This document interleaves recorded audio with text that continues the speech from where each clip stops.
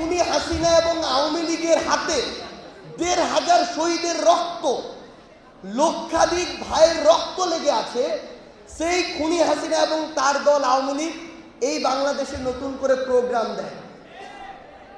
যদি এই বাংলাদেশের মুক্তিযুদ্ধের ওই সময় যেই পাকিস্তানি হানাদাররা আমাদের ভাইদের বোনেদের হত্যা করেছিল, তারা যদি হায়না হয়, হানাদার বাহিনী হয়, তাহলে এই আওয়ামী লীগ, ছাত্রলীগ, যুবলীগরা এই ২৪-এর সবচেয়ে বড় হায়না এবং হানাদার বাহিনী।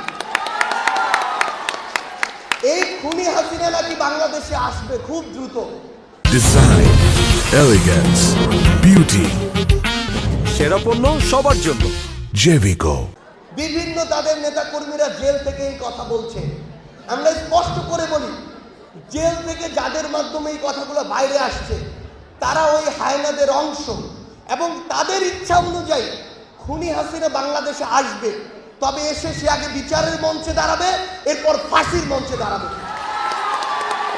আমরা শুধু ইয়াং জেনারেশনের কাছে একটা কমিটমেন্ট নিয়ে যাই, ওই খুনি হাসিনা এবং তার সন্ত্রাসী আওয়ামী লীগ, যুবলীগ, ছাত্রলীগ যদি আবার রাজপথে নামে, তবে সাময়িক সময়ের জন্য হলেও আমাদের ইয়াং জেনারেশনকে ঐক্যবদ্ধভাবে আবার রাজপথে নামতে হবে।